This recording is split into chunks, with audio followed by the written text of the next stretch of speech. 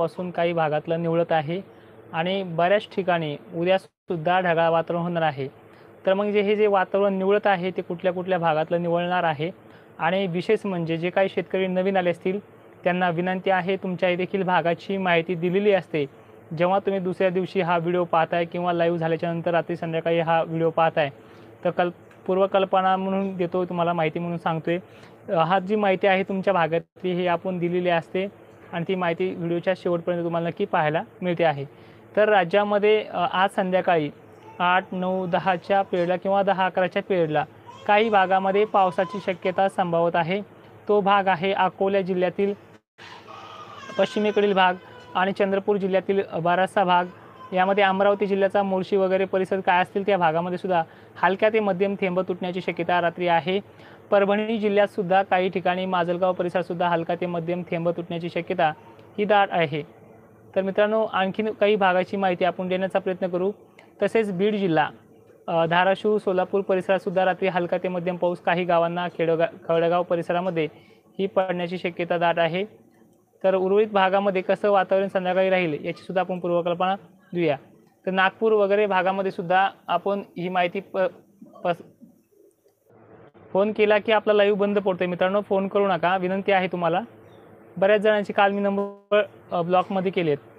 तर चंद्रपूर जिल्ह्यातल्या शेतकऱ्यांना विनंती आहे, तुमच्या देखील भागामध्ये पाऊस येण्याचे चान्सेस आहे। चंद्रपूर तालुका परिसर, चंद्रपूर शहरापासून पश्चिमेत जो वणी परिसर असेल, मूल परिसर असेल, गोपालपुरी परिसर असेल, गडचिरोली जिल्ह्यात सुद्धा रात्री थेंब तुटण्याची शक्यता आहे।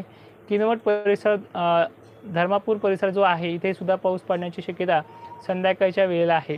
रात्रीसुद्धा काही भागामध्ये कालसुद्धा भोकरदन परिसरामध्ये, घनसावंगी परिसरामध्ये, तसेच आंबड परिसरामध्ये, जालना जिल्ह्यातल्या सर्व तालुक्यामध्ये काही मोजक्या भागामध्ये सुद्धा हलका मध्यम पाऊस पडला आहे। तर काही ठिकाणी जाफराबाद परिसरामध्ये जोरदार देखील सटकारा आलेला आहे। तर आजची कंडिशन नागेवाडीची विचारतात प्रशांत भुसारे सर, धन्यवाद। तर तुमच्या भागामध्ये संध्याकाळी पावसाची शक्यता नाही आहे, मात्र हलका ते मध्यम पाऊस येण्याचे चान्सेस हे फक्त आणखी पुढच्या 18 मार्चनंतर राहणार आहे। सध्या तुमच्या भागामध्ये कुठलीच कंडिशन बनत नाही। तर मित्रांनो, उद्या जे घडणार आहे आपण त्याच्यावरती सुद्धा बोलूयात, पण तत्पूर्वी आणखीन काही भागाची माहिती द्यायची बाकी आहे। त्यांना देखील रात्री हलका ते मध्यम पाऊस होऊ शकतो का याची देखील माहिती देण्याचा प्रयत्न करू। तर मेहकर आणि देवळगाव मही परिसरामध्ये, लोणारच्या उत्तरेकडील भागामध्ये रात्री थेंब तुटण्याची शक्यता आहे। वारं देखील या भागामध्ये जास्त प्रमाणात राहू शकतं। मेहकरच्या पश्चिम भागामध्ये, उत्तर भागामध्ये सुद्धा रात्री आभाळ येणार आहे आणि इथे सुद्धा हलक्या ते मध्यम पाऊस पडण्याची शक्यता आहे। मालेगाव, नाशिक परिसरामध्ये जिथे कुठे ढगाळ वातावरण दिसत असेल यांनी घाबरायचं काही कारण नाही आहे। आभाळ ते लालसर कलरचं आहे आणि थंडीचा सुद्धा थोडंफार चावला आहे, काही काही ठिकाणी गरमी आहे मानतो मी, पण त्यामध्ये तुम्हाला पावसाची शक्यता नाही आहे। जळगाव जिल्ह्याचा जो खालचा भाग आहे, बुलढाण्याचा मल्लिकापूर परिसरामध्ये, इथेही संध्याकाळी खामगाव परिसरामध्ये, उत्तरेस पूर्वेस जळगाव जमावत असेल तिकडे सुद्धा, आणि अकोल्याचा काही भाग आहे ज्याला आपण अकोट परिसर म्हणूयात, अंजनगाव सुरवी परिसर म्हणूयात, इथेही संध्याकाळी हलका ते मध्यम पाऊस पडण्याचे चान्सेस आहेत। तर कुटाळ वगैरे काही झाकायचं राहिलं असेल तर झाकून घेऊ शकता, कारण की ऐन टायमाला तुमची गडबड होऊ शकते। अमरावती परिसरामध्ये आर्वी परिसर आहे, इथे सुद्धा रात्री हलका ते मध्यम पाऊस होण्याचे चान्सेस आहेत। आभाळ तुमच्या भागामध्ये खूप राहील। तर दत्ता गव्हाणे सर, आपल्या भागात कालच्यासारखी कंडिशन नाही आहे। ढगाळ वातावरण असलं थोडंफार, ते घनसावंगीच्या पश्चिम भागाकडे आहे, याचा प्रभाव जास्त काही नाही। कालच्यासारखे एखादून थेंब तुटतील या पलीकडे हे वातावरण नाही आहे। उमरखेड बिटरगावला पडेल का आदगाव जिल्हा नांदेड, तुमचे कमेंट घेतो मित्रांनो, पण सध्या आपलं यूट्यूब चॅनल ओपन केलं नाही आपण, त्यामुळे तुमच्या कमेंट थोड्या वेळाने घेईल। तर आता राहिलेला थोडाफार भाग आहे रिसोड परिसरामध्ये, रिसोड परिसराला सुद्धा चांगला आभाळ आलेला आहे। ते आभाळ हे सहसा रिसोडच्या पूर्व भागाकडे आणि हिंगोलीच्या भडगाव वगैरे परिसरामध्ये सुद्धा हलके ते मध्यम शितोडे घेऊन जाईल। मोठा काही पाऊस याच्यामध्ये नाही आहे। थोडंफार आणखीन आपण सेलू शहराचा विचार करूया। तर परतूर तालुक्यामध्ये आणि शेरू तालुक्याच्या मध्यभागी जो भाग असेल, कारखाना वगैरे परिसर, ते सुद्धा थेंब तुटण्याची शक्यता आहे आणि हे वातावरण देवगाव फाटा, गणेशपूर या भागाकडे जाण्याची शक्यता दाट आहे। पावसाची शक्यता जास्त काही नाही आहे। माजलगाव परिसरात सुद्धा वातावरण ढगाळ आहे। वडवणी परिसरात पाऊस येण्याचे चान्सेस आहेत। माजलसुंबा परिसरात सुद्धा हलका ते मध्यम पाऊस पडण्याचे चान्सेस आहेत। आणि संध्याकाळची ही गोष्ट आहे मित्रांनो आजची। परळी वैजनाथ गंगाखेड परिसरात सुद्धा मोजक्या भागामध्ये पाऊस येण्याचे चान्सेस आहेत। परभणीच्या काही भागामध्ये, जो काही माजलगावकडील भाग असेल, इथे देखील पाऊस पडण्याचे चान्सेस आहेत। तर आणखीन काही भाग राहिला आहे पश्चिम महाराष्ट्रात, त्यांची सुद्धा माहिती देऊया। कडाष्टी परिसरात सुद्धा हलका ते मध्यम पाऊस येण्याचे चान्सेस आहेत। पाटोदा आष्टी या परिसरातली घटना आहे। तर आणखीन काही भाग राहिले आहेत त्यांची सुद्धा माहिती देऊया। करमाळा परिसर, बार्शी परिसर, कुरुंदवाडी परिसर, धाराशिव परिसर ही नावं घेतोय आणि याची काय माहिती आहे ती देखील सांगणार आहे।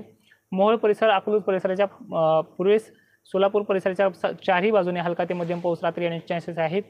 अक्कोल परिसरातल्या पश्चिम भागातल्या शेतकऱ्यांना विनंती आहे तुमच्या देखील भागामध्ये हलका ते मध्यम पाऊस येण्याचे चान्सेस आहेत। म्हणजे ठोकर थेंब तुटतील आणि 5 मिनिटासाठी जातील आणि निघून देखील जातील। आता वळूयात आपण उद्या काय घडणार आहे, उद्या दुपारनंतर परिस्थिती काय असणार आहे या बाबतीत। आता महाराष्ट्रात उद्या बऱ्याच जणांनी कोरडं वातावरण सांगितलंय, उद्यापासून वातावरण पूर्णपणे कोरडं होईल वगैरे वगैरे गोष्टी। पण मित्रांनो, कोरडं वातावरण आणि विश्रांती घेतलेल्या वातावरणामध्ये फरक आहे। विश्रांती म्हणजे जो अवकाळीपणा असतो, जी गारपीट होते, जो सोसाट्याचा वारा असतो, मुसळधार पाऊस असतो, ही कंडिशन उद्यापासून थांबणार आहे। पण जी घटना आहे, ज्या गोष्टी घडणार आहेत त्याबद्दल मी तुम्हाला सांगण्याचा प्रयत्न करतोय। नाशिक शहराला सकाळी पहाटे, लक्षात घ्या, नाशिक, वैजापूर तसेच शिरपूर परिसर, जुन्नर, कल्याण परिसरामध्ये पावसाची शक्यता उद्या पहाटे देखील जाणवते आहे। आमच्या इथे सुद्धा पाऊस सुरू झाला आहे सध्या, हलका ते मध्यम। छत्रपती संभाजीनगरला उद्या सकाळी पहाटे खूप आभाळ राहील। आणखीन काही भाग आहेत त्यांची देखील माहिती देण्याचा प्रयत्न करूयात। रिसोड परिसर, मंठा परिसर, परतूर परिसर, घनसावंगी परिसर सकाळी खूप भयंकर आभाळ असणार आहे या भागामध्ये। थोडा उशिरा येईल 6-7च्या 8च्या विशेष भागामध्ये। तर यांनी सुद्धा सतर्क राहायचं आहे। पाऊस पूर्णपणे वातावरण कोरडं नाही, बऱ्याच जणांनी मला सांगितलं असेल वातावरण कोरडं अजून नाही आहे। वातावरण कोरडं हे 5 तारखेच्या नंतर होणार आहे। तर उद्याचं वातावरण हे नाशिक परिसरामध्ये, अहमदनगरच्या पश्चिम साईडला, मी सांगतोय त्याकडे लक्ष द्या मित्रांनो, कारण की तुमच्या कमेंट घेण्यापेक्षा तुमच्या भागातली माहिती जर देत असेल तर कमेंटची काही गरज पडणार नाही आहे, ठीक आहे। तर उद्या सकाळी 2 तारखेला जुन्नर परिसरामध्ये, संगमनेर परिसरामध्ये गारवा राहील थोडंफार, पण शितोडे पण पडण्याचे चान्सेस आहेत। शिर्डी परिसर, सिन्नर परिसर जो नाशिकचा आहे, निफाड परिसरामध्ये सुद्धा खूप भयंकर आभाळ होईल आणि हे वातावरण 11-12च्या वेळेस निवळून पुन्हा ढगाळ वातावरण कुठे होणार आहे याच्याकडे पण लक्ष देऊया। तर बीड, जालना परिसरात सुद्धा ढगाळ वातावरण होण्याचे चान्सेस आहेत। पश्चिम महाराष्ट्रातलं वातावरण संध्याकाळच्या वेळेला कमी होऊन जाईल। पण नांदेड परिसर, लातूर परिसर, माजलगाव परिसर, परभणी परिसर, सोलापूर, धाराशिव परिसर, छत्रपती संभाजीनगरचा जो गंगाखेड, परभणी, पैठण वगैरे भाग आहे इथे सुद्धा होणार आहे। जळगावला उद्या सुद्धा ढगाळ वातावरण होणार आहे। अकोला, बुलढाणा जिल्ह्यात सुद्धा काही ठिकाणी ढगाळ वातावरण होणार आहे। आता मेन पॉईंट असा आहे मित्रांनो, ज्या शेतकऱ्यांच्या शेताच्या पूर्व बाजूने आभाळ आलं असेल त्यांनी ताबडतोब झाकून ठेवायचं आहे। या आभाळामध्ये चांगला ठोकर थेंब आहे, तर त्यांनी आता जे कोणी नवीन आले असतील यांनी लक्षात घ्या, मी आता सांगेल त्या भागातल्या शेतकऱ्यांनी झाकावंच लागणार आहे। जळगाव जिल्ह्यापासून सुरुवात करतो तो अकोला, अमरावतीपर्यंत सांगण्याचा प्रयत्न करतो।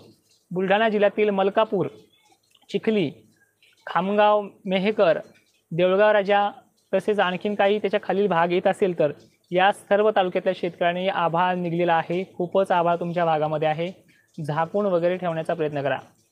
अमरावती जिल्ह्यातल्या पूर्व, पश्चिम या दोन्ही साईडच्या भागातल्या शेतकऱ्यांनी आभाळ आलेला आहे, झाकून ठेवाच लागणार आहे। भोकरदन तालुक्यामध्ये बऱ्याच ठिकाणी चांगले मोठे मोठे ढगाळ निघले आहेत काळ्या कलरचे, यांनी सुद्धा झाकून ठेवा। पाण्याचा थेंब जो आहे तो खूपच मोठा आहे, जवळपास पत्रावून पाणी वगळेल एवढीच कंडिशन आहे। काही ठिकाणी पेंडवल तर पडन, पण झाकून ठेवणं गरजेचं आहे। विजांचा कडकडाट, अवकाळीपणा अशी काही कंडिशन नाही आहे।